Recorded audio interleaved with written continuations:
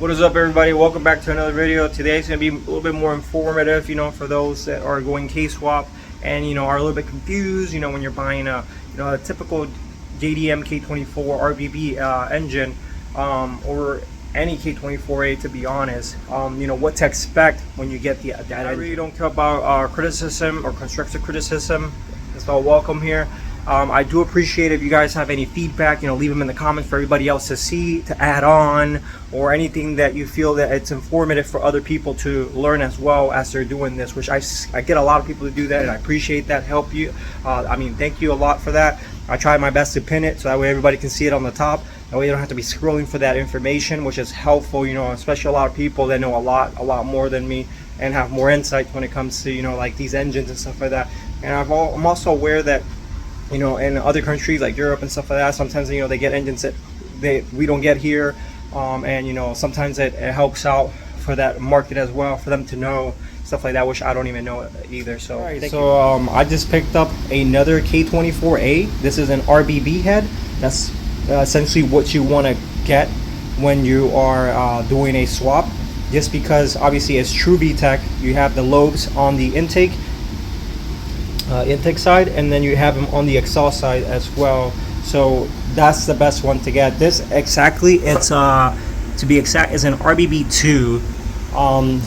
This is pretty much an 04 to 05 equivalent TSX K24a2 that we get here in the States.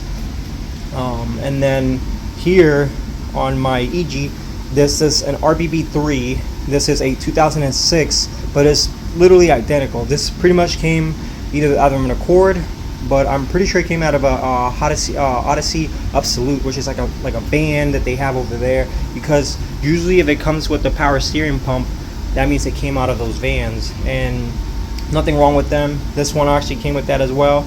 And okay, and then the other difference that I've seen out of the Accord ones, they actually come with a like an AP3 style pulley, like a pulley, and I've seen that their water pump housing is completely different. It's more compatible with our market here in the States, USDM specs. And then I've also read, which I'm not too sure, because they do sell these, the 06 to 08, a little bit more expensive than these ones, because I know here in the States the 06 to 08 K24a2 that came on the TSX, it's a little bit, it has a little bit more upgraded stuff like the camshafts and stuff like that, and it's a little bit more aggressive, and they do wind up selling those for a little bit more price. So I don't know, I've never measured or I've done anything to compare them, but I'm pretty sure that that's probably why they sell it a little bit more expensive, if I'm not mistaken. Maybe it does come for the JDM market as well, upgraded as the same as here. If not, then it can only be something only specific for the 06 to 08 TSX K24a2. But I have not checked these out to clarify, but I know this is an RBB3 and this is an RBB. Back to the Accord. So the Accord one, typically it's pretty much a straight like fit, you don't have to modify or do anything, which I'm going to get into and explain to you guys.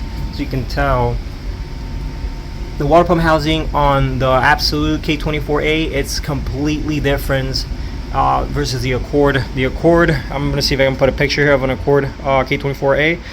It's compatible. Literally, you can just throw it in there and you don't have to do anything else, change anything. It's compatible. You can go and make it work and save you tons of money, and just run.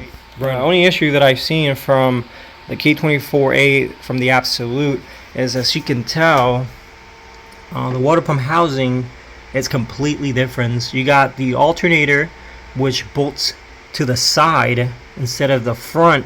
So you can tell here, because I converted this one. So on my EG, this is a water pump housing from a CRV/RSX. So this is identical, but I'll get into it so that way I'm not confusing anybody. But as you can tell, see, it bolts to the side, it bolts to the front, and then at the bottom you got the two bolts. Sorry, I can't really reach because of space, but here it's not the same. Sorry, just the spacing, it's not the same, and the tensioner is even different. Everything's just out of whack. on this one. It's just everywhere.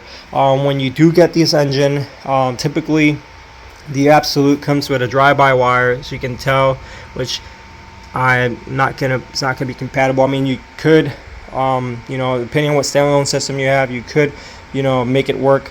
But I'm running K-Pro, so yeah. And I'm not too sure, so if you guys can quote me if you can actually run K-Pro with it. But I'm not really electrically savvy to, you know, get to that point. That there's really not much any more difference. You know, they all come with the same RBB style intake manifold that, you know, folds to the bottom. This is an RBC right here, as you can see. It sticks a little bit more out. This should give me a little bit more clearance when I'm doing stuff. It's not really good for power compared to the RBC. So jumping onto what can I do regarding this issue right here, you know, because obviously I had to change mine to be more compatible with our market in order for me to run stuff, you know, and make it work compared to this style right here. And keep in mind, this one came exactly the same setup as I am showing you right here. Same thing, I just changed it out, made it more compatible, gave it more power, obviously by adding bolt-ons and stuff. Pretty much Hybridracing came out with a game changer, and I'm going to be putting it here somewhere in a picture. Game changer to save you guys tons of money. Okay, on another note, if you do plan on running power steering, then by all means leave the pump, you know, get the kit or however you want to do it and leave the pump, and it will work. The only thing that I see that might affect you is if you have any alternator issues. I don't think we sell this one here, or what vehicle here in the States has it in order for you to actually replace it. But this is pretty much an overseas stuff. I know even the compressor, when I bought it, they said it's not compatible with our market, and that's why they remove it. So you will have to get one that's compatible with your market in order for it to make it work. Like for instance here, you know, we usually use like a TSX or a RSX. You know, those are pretty common ones to use. So back to the Hybridracing. So Hybridracing came out with a game changer pulley that allows you to keep this setup, and I'm telling you, it's a game changer because you literally don't have to, you know, spend money.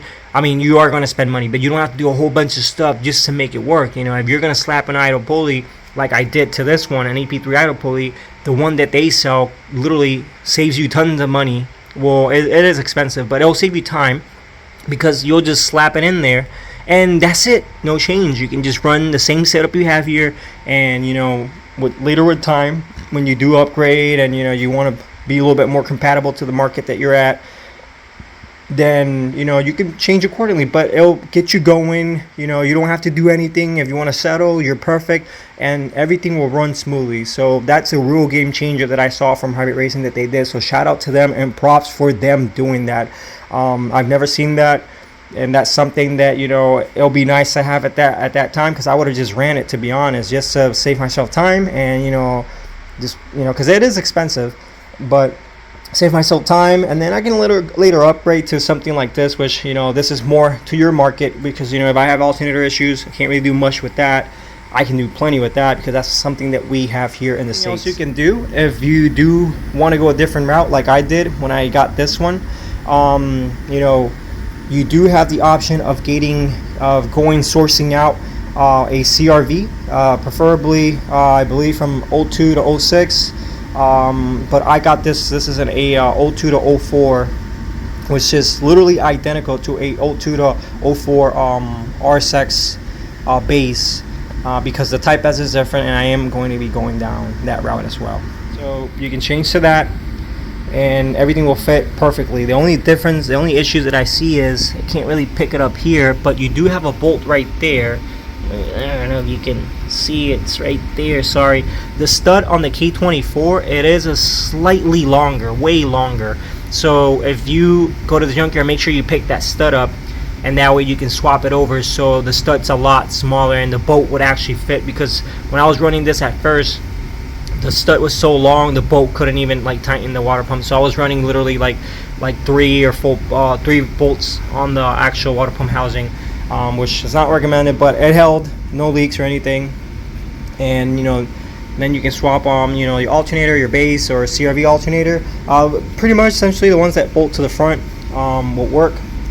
And then I got myself a K-Tune EP3 pulley. Now you have so many out there, and aftermarket and cheaper ones that, you know, you don't have to spend, you know, you don't have to go name brand, and that's the thing, you know, it's optional. I'm not running AC on this one, so it's just EP3 idle pulley.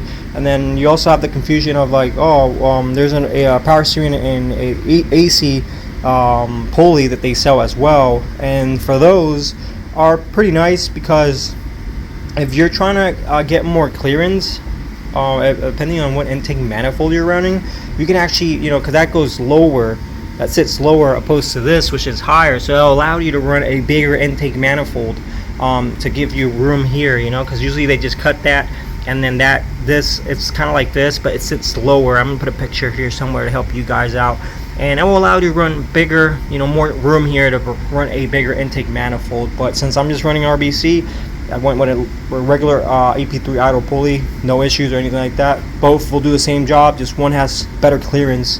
And see, like I was telling you, EP3 idle pulley, no compressor.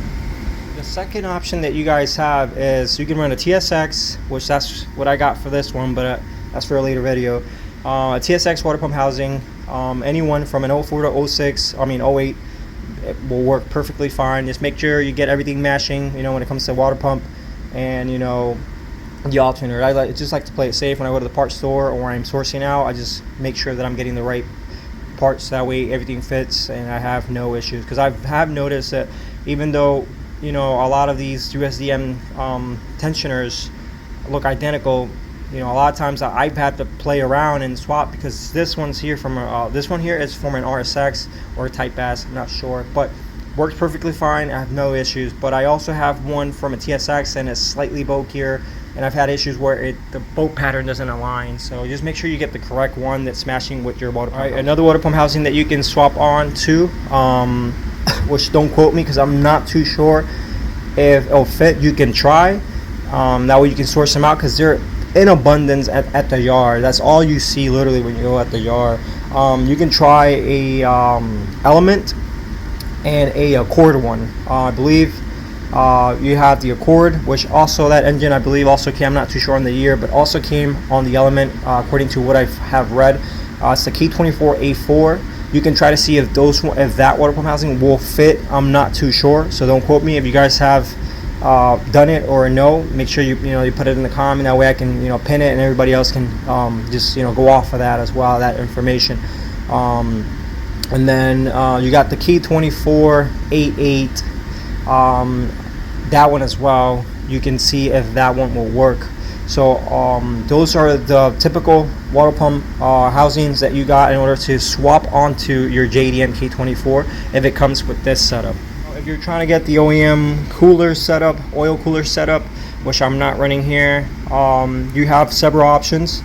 First option, you can source one out from a K24A2, you know, which is a Type S, from an 02 to 04. I'm pretty sure it's the same when it comes to the 05 and 06. That would allow you, where the water pump's at, it has a little nozzle which just sticks out, and it'll allow you to run to the oil cooler, which is located on the oil filter. And you know, you will have to get that whole setup in order to make that work, which, I mean, it's not that pricey, but you can source it out. And I'm not too sure if it'll clear the RBC, but I've seen it clear, so you should have no issues on that. But the best option that I will say, you know, for a K24, because as you can tell, it does have the side water neck, and it's literally an identical copy, you know, physical copy as a K20Z3 out of an 8 gen. The engines are literally identical. Has side water neck, you know, and you know RBCs, they come on a SI, so it fits perfectly. And that water pump housing is perfectly for this engine, and it also does have an oil cooler setup for you guys, which that will be my option if I was doing an oil cooler for this, but decided not to go that route just because it was a little bit more pricey for me, and I just wanted to stay within my budget, even though this built right here did wind up costing me more than $10,000. And yeah, so I priced out everything, even bolts, gasket, everything. So it was down to the T when it came down to the pricing. I was trying to be accurate as possible. Guys, so that's pretty much going to conclude the video regarding that when it comes to you buying a JDM K24 RBB or any K24a that has that style setup, water pump housing and alternator setup that you guys saw in the video that I just recorded. So if you guys have any questions, any comments, if you guys want to share your knowledge, make sure to put it in the comment so everybody else can see it and gain off of this, you know, because we help everybody out, you know, with confusions and stuff like that. Because when I started this, I didn't know none of this. I learned as I went, and you know, it cost me, but now I know, and I'm still learning. Every day I'm learning. So with that being said, thank you for watching. Make sure to leave comments, add your comments, feedbacks here for everybody else. Like the video and subscribe. Thank you for watching.